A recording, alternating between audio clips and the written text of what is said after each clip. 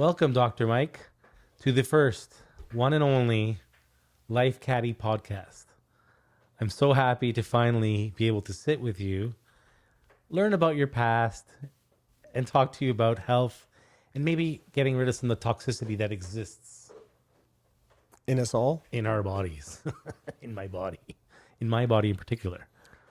Being your patient, I thought it a good idea that we sit down together every week and that we talk about I'm Canadian.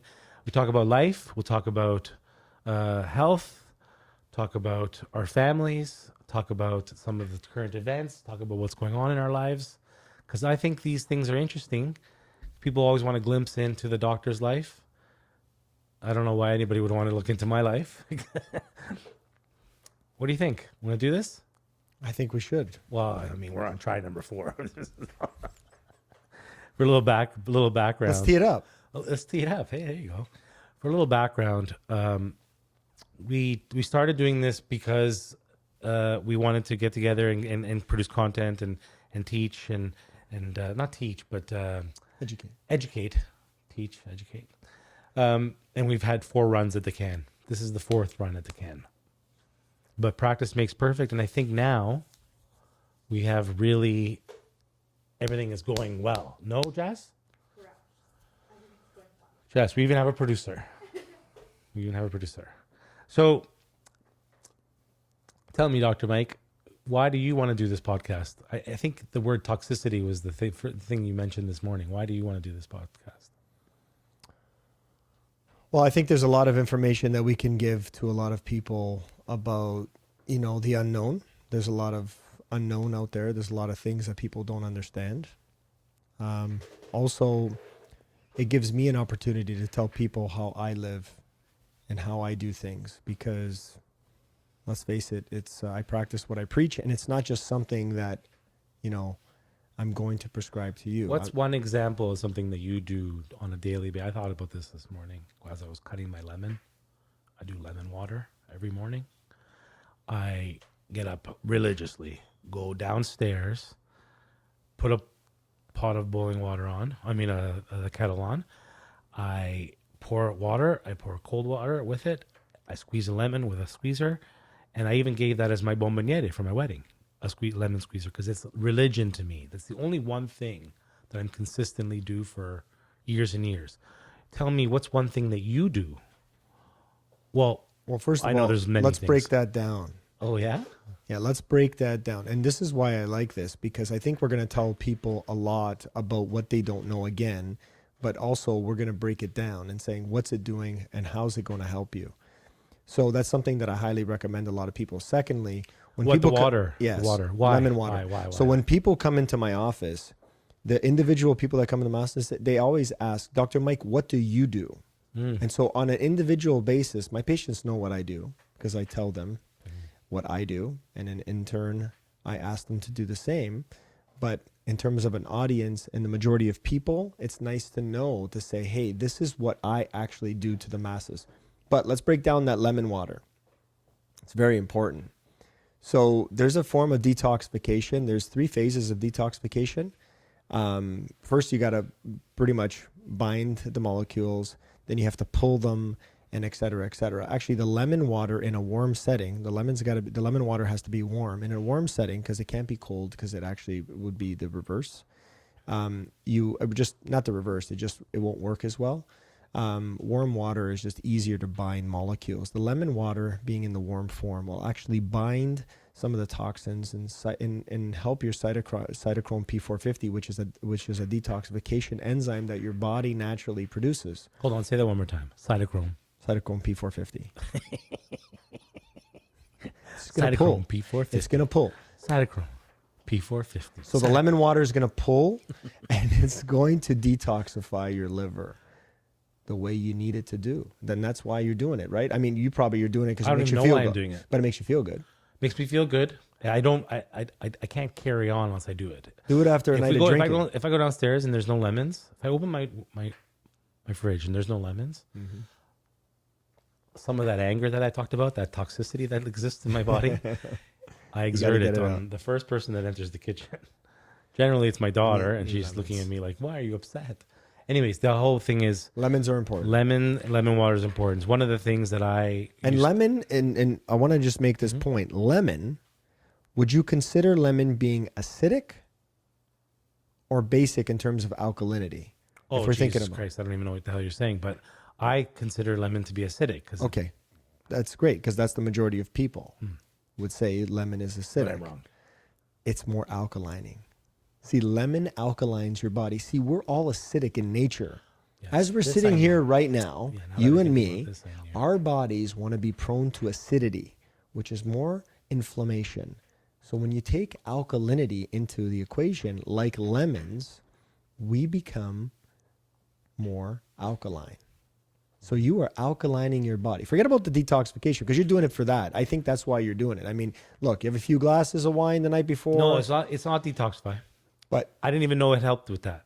I just do how are it you going to because do it it's more? How one are you going to thing. do it 2 lemons? It's one thing that someone taught me a long time ago. I don't remember who. Maybe my sister or I can't remember. A long time ago, I learned to do it, and it's just the one thing that I can constantly do that kind of sets up the rest of my day. Good. Like it makes me feel, and if I do it and then I'm paying attention to myself, then I feel better.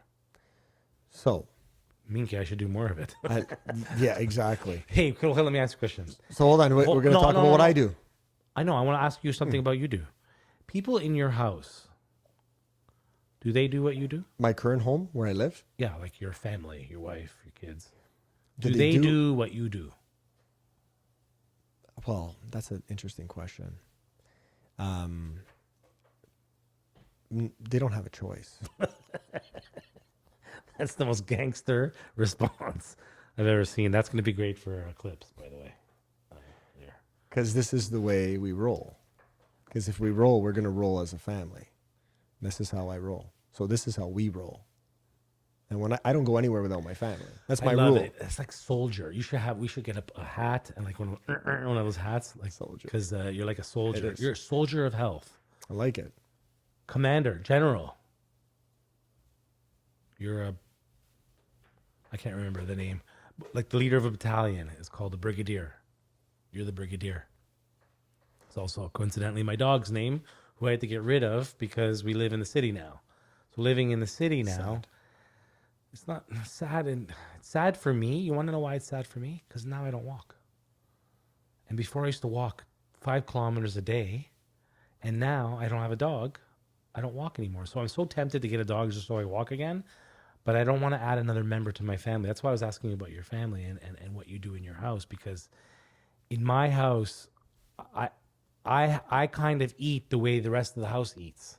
Do you see what I'm saying? I'm not With me, leading. it's the other way around. I'm not leading the charge. I'm eating the way the family eats. And since the family eats like kids and milk and this and that, I eat what they eat because I don't want to make 2 meals. So let me make this clear. So my son had a birthday party on the weekend. So when my kids go to birthday parties, when my children go to birthday parties and they ask the questions.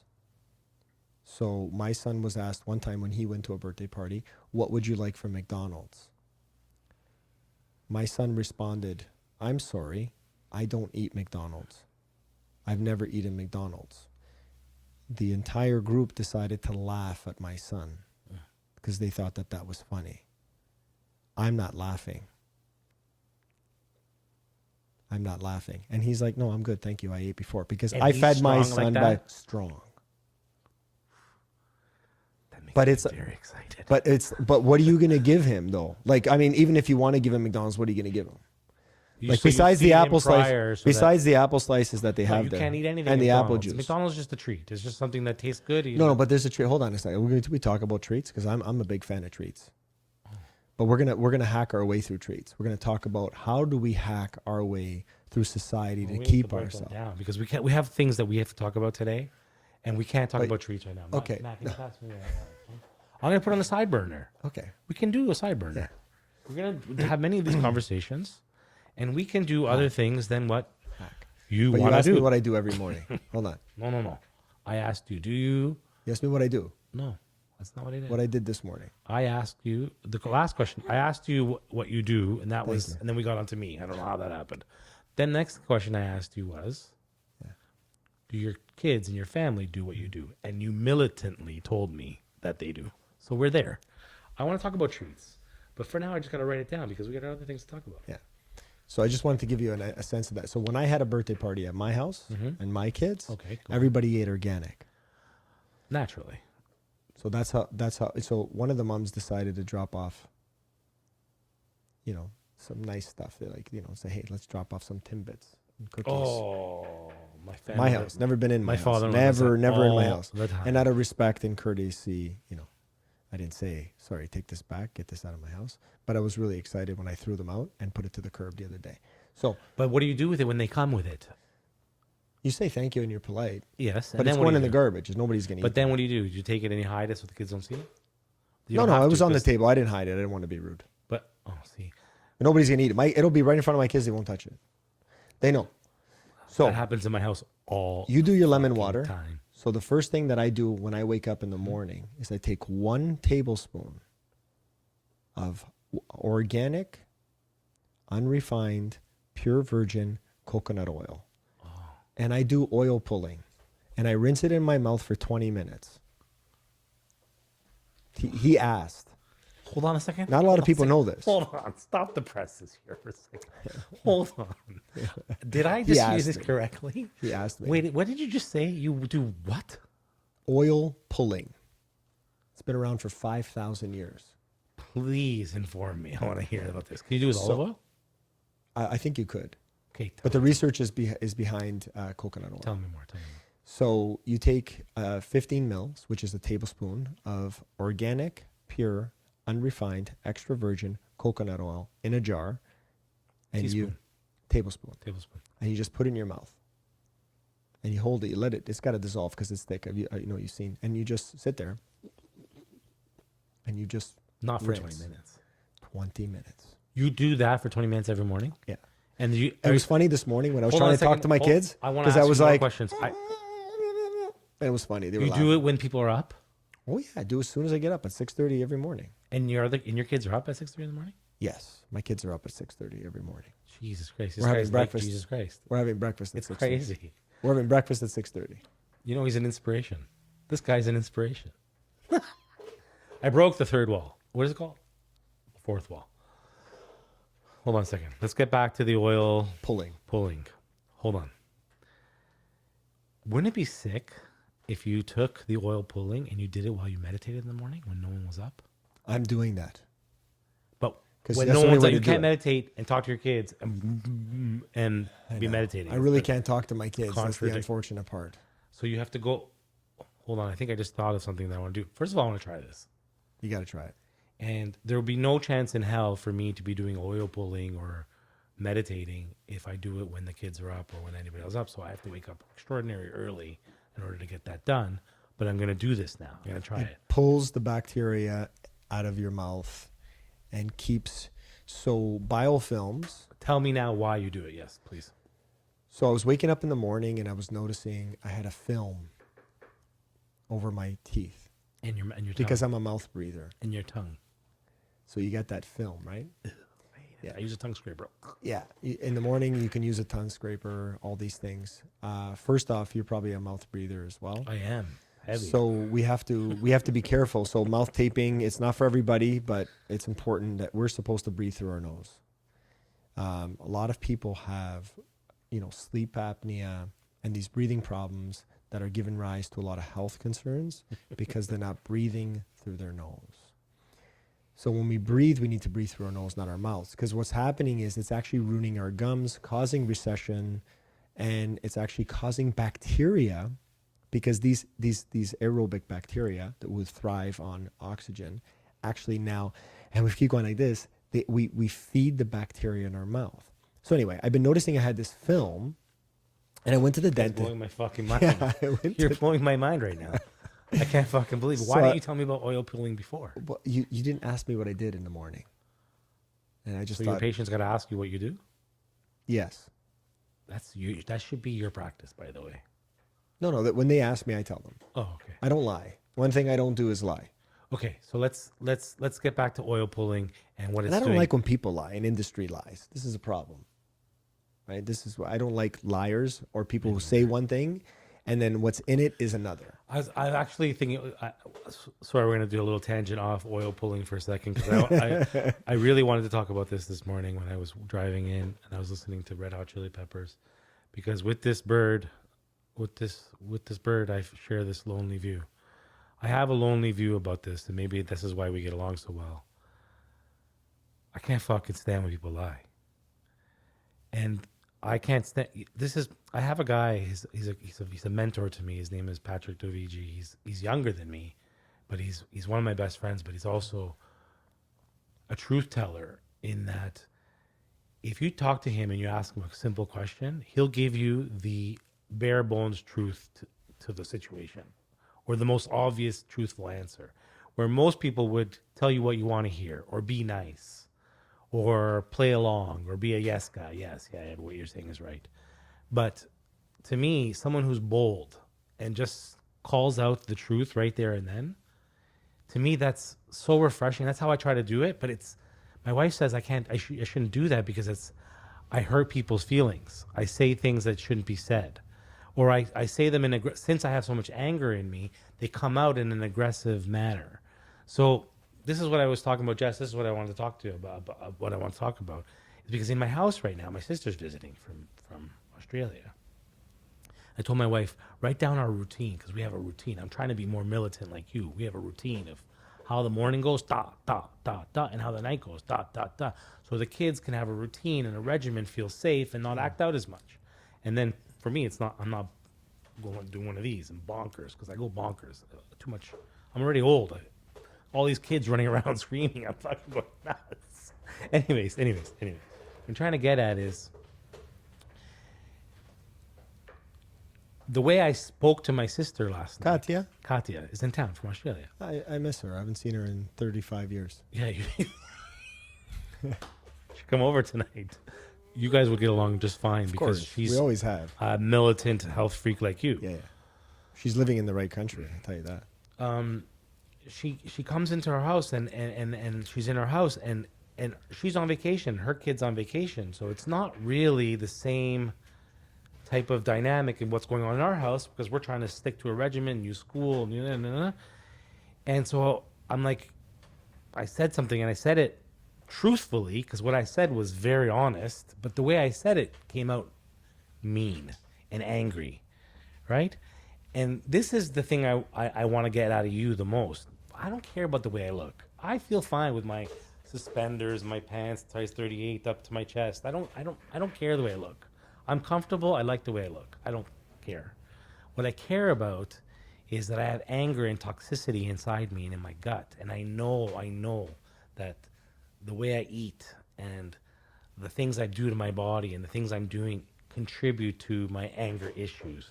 They're always going to be baked inside of me, my anger issues. I have issues from when I was a kid. So they're going to be baked inside me. I'm never going to get rid of all my issues. But what I can do is lessen the toxicity in my body so that this way when I express myself so bluntly, instead of it coming out like an asshole, it comes out more gentle. I want to be more gentle. So I think you could help me be more gentle. Getting emotional. What's the organ of anger? Do you remember? The organ of anger is my liver. Yes, sir. He remembers. He pays attention, and he's a good patient. So the organ of anger is the liver in traditional Chinese medicine, which I'm trained in. So based on that theory, anger, when someone is angry, their organ, their liver, which is an organ, is in trouble. And is usually in trouble. And you know what? We can quantify this on a lab test, but sometimes symptomology where patients exhibit things. And you need to have some kind of intuition as a doctor. You want to be intuitive and understand what your patient's going through. So we can blame it on hormones. We can blame it on the decline. We can blame it on the abdomen. We can blame it on more estrogen dominance, all these kinds of things. But when you break it down, it is basically the liver that is the governor when it comes to this. So I love that you do the lemon water. water. I think next podcast we should bring the bags. Bring the and instead of going to your office after and getting drips there, we should do the drips here. Like this. You can bring this stuff here. You can do it. You're the Can't. doctor. Can't do it off site?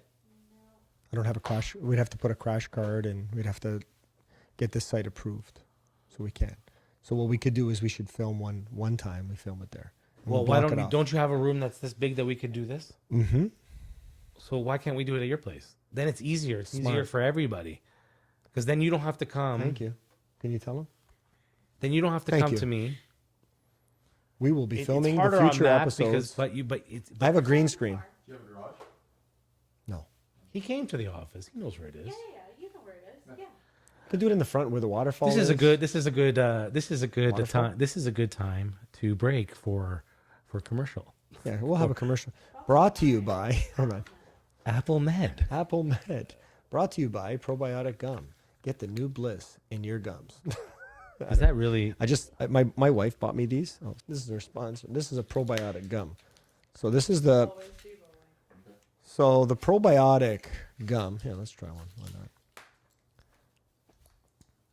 It looks hard like a pill. Let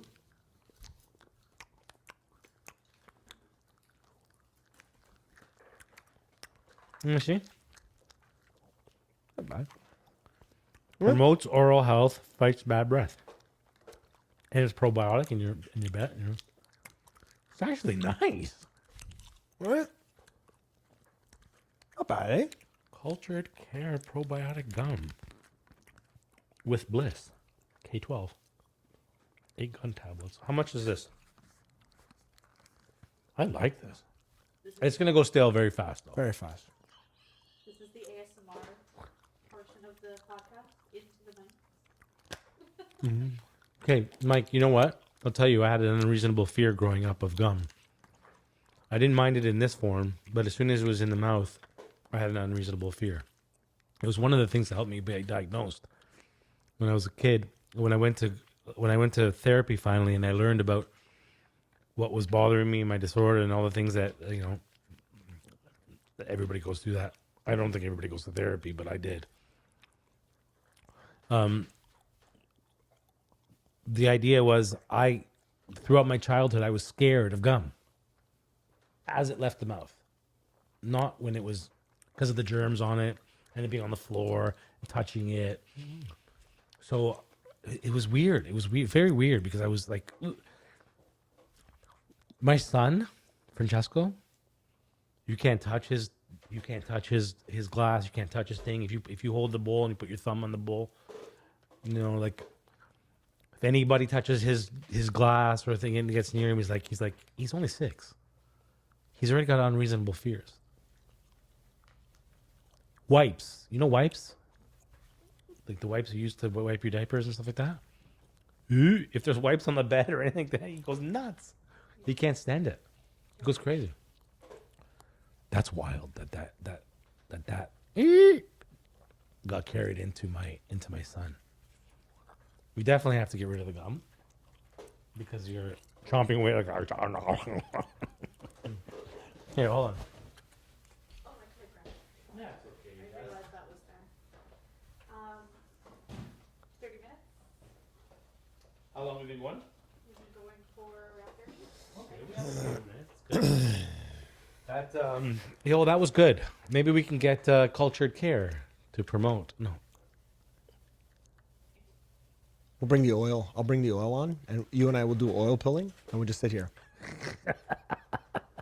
Okay. Oh, wait. So that next thing I wanted to get into was And if you do oil pilling, by the way, just rinse your mouth after.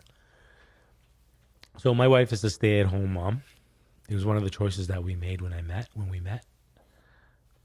That's a big job. One day we're going to get into how we met and my love story and all that stuff because it's great and my wife is amazing. But she's she's a stay-at-home mom, and now that the kids are going to school, we've decided that we wanted to figure out something that she could do, but not necessarily do on a 6-7 hour a day basis. I mean, an hour a day basis. More like she could take her responsibilities and help with the creative aspects of the brand. And so we decided that we were going to, and this was actually her dad's idea. It was so wild. Her dad years ago said, just bring a bunch of olive oil from Italy and get things and put your label on it and just sell olive oil. And we were always like, yeah, okay. But then I got into the food business, and then I got into the olive oil business. And then we were thinking, me and my partners were thinking, we have this amazing extra virgin or certified organic olive oil from Calabria, and we need to come up with a brand for it. Sidetrack, my wife, since the kids were, has been really, really interested in the mother and child industry, right? Because she wanted to she wanted to be a doula, she wanted to do natural medicine for babies, she wanted to do clothing, sustainable clothing, maybe do this. She had all these good ideas that she wanted to do, but really they mostly involved doing retail, and retail takes such a big commitment that we were like, no. Let's think of something else. And then so the two worlds collided. We need to figure out a brand, and my wife's sitting there beautiful with the little kids and everything. And she's such a perfect, mother to represent a Calabrese olive oil brand, because my wife's Calabrese. So we signed the lease. We got the 18 hectares of land. 180 hectares of land, 18. I just know I'm telling you about how much it cost. But anyways, we leased it for 10 years. We are white labeling our own brand of olive oil, and it's called Cara Bio. And we're marketing it. Get this part. So first of all the olives on the olive grove are picked at night. So the olives have lower acidity. We do that standard. We want a more gentle product. Because of the air from the sea, it creates an ecosystem, a mini environment that makes the olives from Calabria a little bit more gentle. Okay? Number one. Number two, we pick them at night, so the acidity is lower. And then number three, we take all the ripest, darkest olives, and we turn that into a very gentle, beautiful tasting, extra virgin certified organic olive oil.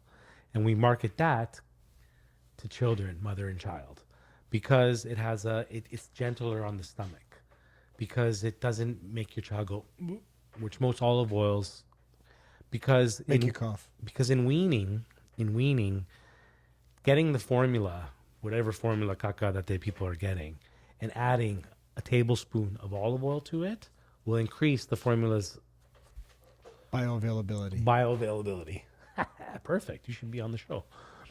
Oh yeah. So so that's our brand. We're it's called Cara Bio. The two brands are Nighttime Bio and Baby Bio. Baby Bio is for mother and child, and Nighttime Bio is the rest of the olives. They're picked at night, so we call it Nighttime Bio. It's going to be a $37 retail product, and we've already had almost every. I'm not going to name names because I don't want to do that to the people who are interested, but we've had grocery chains, organic grocery chains that me and you both know, and other ones that have offered to buy everything. They want it all. They want it all. They don't want me to go to market with it at all. They just want it all in their stores, because it's crazy what olive oil has done. Olive oil has made this resurgence, and everybody's learning that how good olive oil is for you now. And I'm sure you're going to tell me a bunch about it now because you went to school for this, right? I'm an oil scientist. You're an oil scientist. I love that. I'm in love. I think I'm in love with you. Love you too. I've only known you more than my entire life. I know. Pretty much. So that's about me. Now tell me about being an olive oil scientist. Oil Scientist. So first of all, the reason why there's a resurgence with olive oil is because the abundance of seed oils that are around. We're having a problem right now, right? So we have, linoleic acid, which is an omega-6 product, and these are seed oils. So olive oil is not a seed oil. You want to stay away from seed oils. All seed oils, number one, they go rancid. They're omega-6 laden, means they're high in omega-6. Omega-6, the reason why omega-6 is bad for you is because it gives rise to something called arachidonic acid. Arachidonic acid is the inflammatory response that the body initiates. We are all inflammatory, acidic beings. If our body chooses, it's going to choose this process. What we have to do is we have to beat out our body's ratio from omega-6 to omega-3s. Now, polyunsaturated fatty acids, my kids think this is funny because they call me a fatty acid. It's interesting. Because get up off your fatty acid. Get it? It's a joke. Anyhow, polyunsaturated fatty acids, olive oil is one of those. They're polyunsaturated. They have polyphenolic compounds that actually are really, really beneficial. Loaded with antioxidants, very healthy, antimicrobial. They'll fight up. There's studies that olive oil will get rid of H. pylori, just a tablespoon a day. And it's extremely important and very rich in a lot of vitamins and minerals. Seed oils, Canada's oil. Do you know what Canada's oil is? Canola. Canola oil. Excellent. Thank you, Canada, for bringing the leading industry for an industrial lubricant to society that we can now use and pollute our bodies and our family and our children. I have a problem with canola oil. I don't like that it says Canada's oil. Canola oil sucks royally. And let me tell you why. Canola oil is going to cause huge, first of all, it's a hormone disruptor. It's going to cause major hormone disruptions in your body. Secondly, huge inflammatory processes. And don't be fooled by when the label says and or sunflower, safflower. It's all canola. Sunflower, safflower, corn oil. Don't use it. And you know what I love about the latest research? Because it's very interesting. They're actually telling you to fry with some of these other oils because the smoke point is very good and it won't cause the oil to go rancid, so it won't be good. But if you're starting with a toxic oil to begin with, it's poison from the get-go. As soon as you grab it and put it in the pan, it's poison. Now that I'm heating it up, it's not going to be further poisoning. Thank you, but I will take my chances. You're basically frying with poison. Pretty much. And the latest research, straight up, says that olive oil, you're better off frying with olive oil. I love it. Because if you fry with olive oil, first of all, you're actually not frying, like you're really just frying really quickly. Now, if you're going to put the olive oil and then, like the fatina, like our grandmothers used to use, they used to all use olive oil. Yeah. They used to fry the fatina. And everybody thought they were nuts. Nobody was dying. People are dying now. That fucking kills me. They're dying now. I swear to God, everybody's told, oh, you can't cook with olive oil. You can't cook with olive oil. If it's extra virgin olive oil, the burning point is at the highest point it could possibly be. Okay. And then your grandmother has been frying everything. And then they change her. In olive oil. Then they change her. They change her ways. They said, no, don't use that. You need canola oil. This is a better oil. Because in the 90s, it was known. In 1990s, for those of you who were born in the 90s, they were telling us in 1990 that canola oil is better. Switch your oil from olive oil to canola oil. They're telling Italians that have the best diet, Mediterranean, Italians, Greeks from the Mediterranean. You have the best diet, and it's because of the olive oil. The studies on 1 tablespoon of olive oil on lowering your blood pressure, lowering your cholesterol, helping your body, fighting infection. There are a tremendous amount of studies, and Yeah, but for babies. even better. So my problem with baby food, if you want to go down this road, be careful. Second ingredient, soy, canola, vegetable, and or safflower, sunflower oil in canola oil. Second, do you want to talk about what's even worse than baby food? Ensure.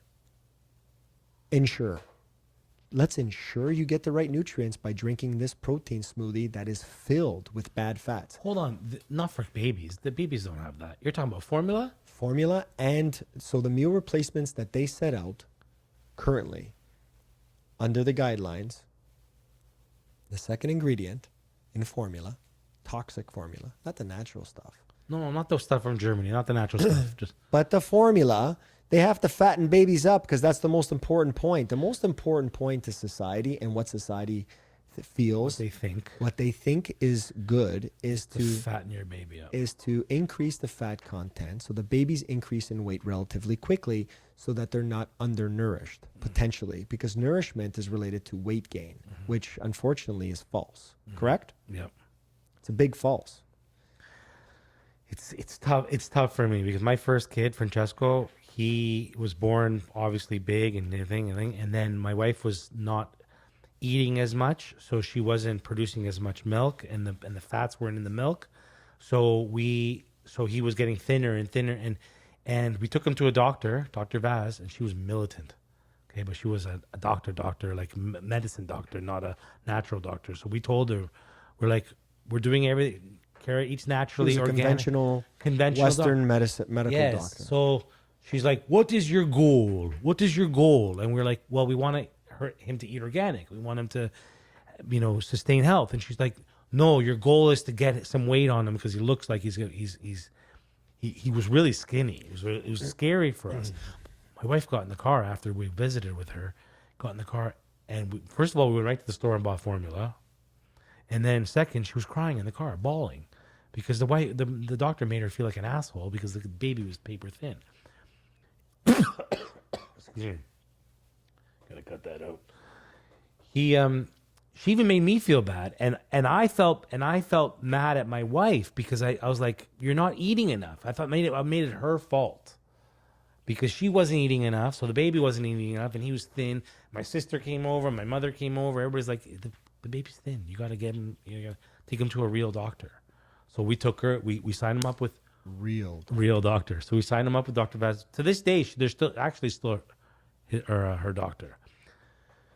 He fattened up. He did formula. My wife got the German kind. We fattened him up. Everybody felt better. We all felt things. But it's true. Like, you're a parent. You don't want your baby to be skinny, so you're scared of being natural, so you go to the medicine side, to the Western side, and the Western side fatten them up. So we fatten them up.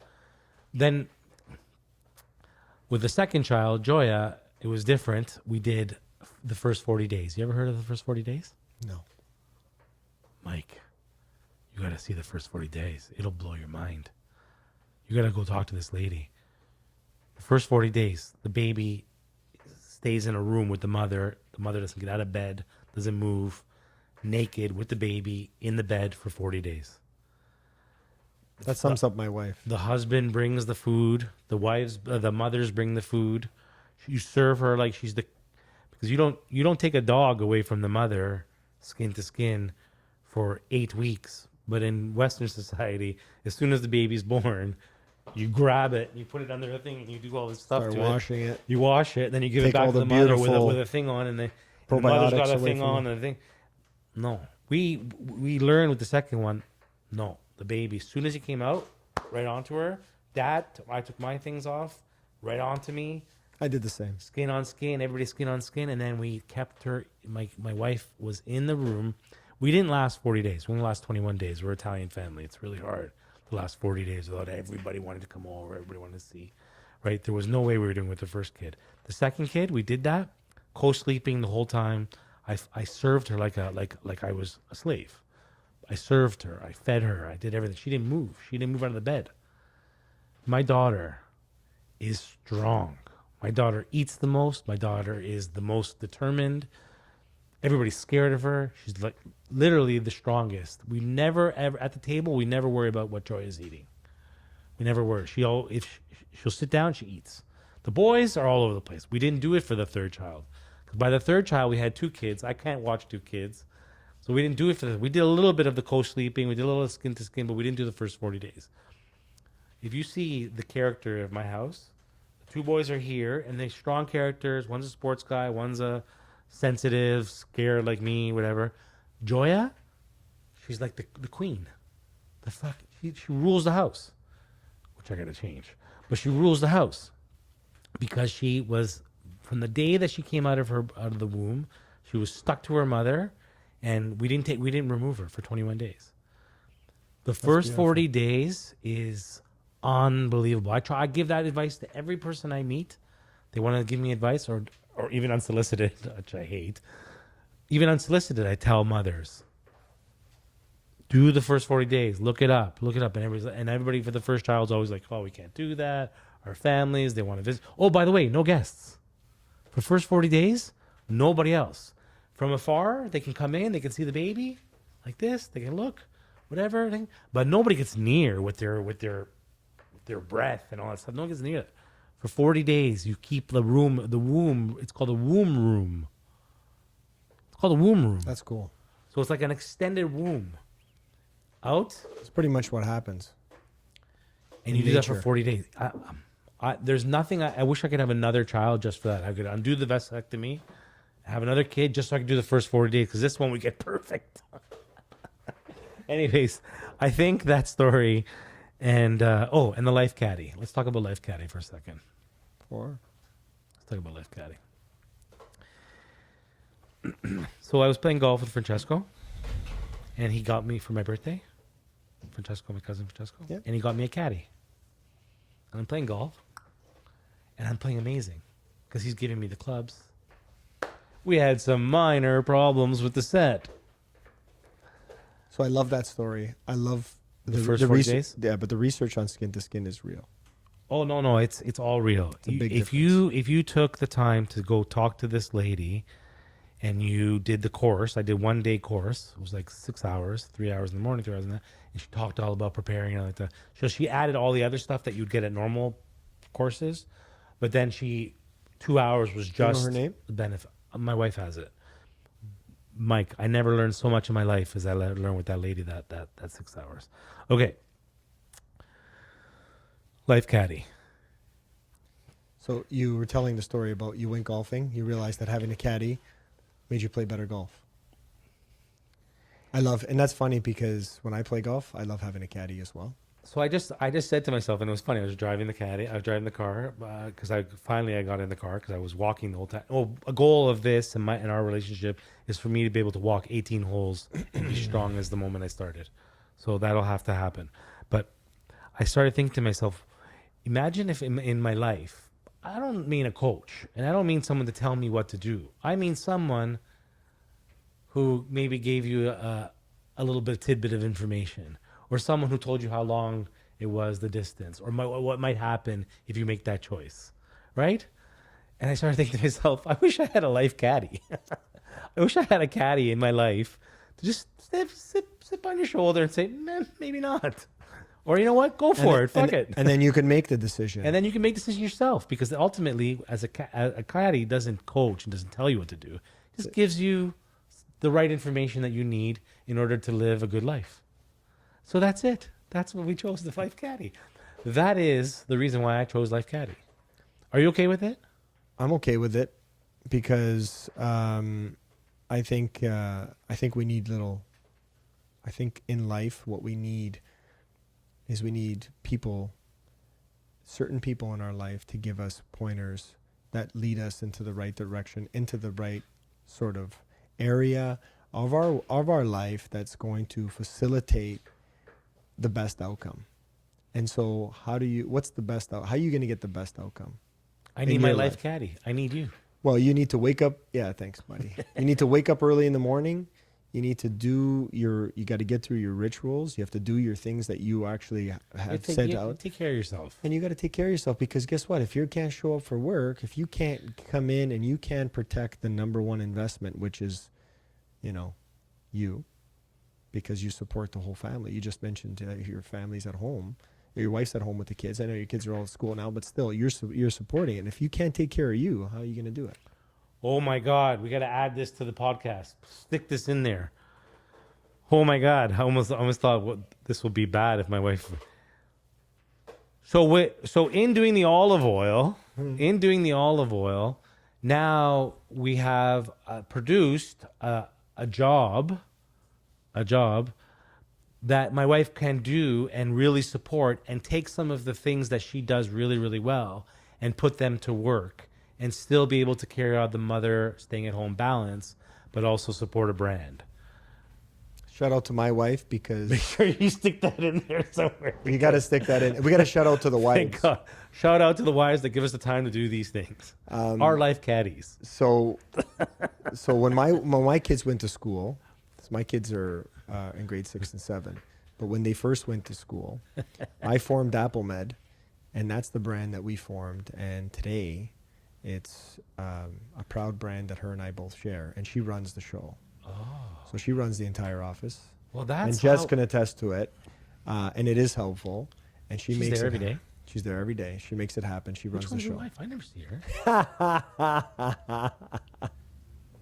She's behind the scenes. She's the one that's making it happen. Oh, I never. Not. She's not in the front. I just get the patients healthy, but she takes care She's not of in the front. That's why I never saw her. She's never at the front. No, back end. Okay. Well, that's it. Thank you very much. This has been amazing. Are you gonna fry in olive oil? I always fry an olive oil. How about we don't fry, but we saute, simmer on low heat. Sometimes I'm gonna fry. But I will do most of my other stuff the way you. I'm gonna try oil pulling. I'm gonna try meditating with sure. oil, sure you coconut oil. Good job. You're the best, buddy. Thanks, Life Caddy.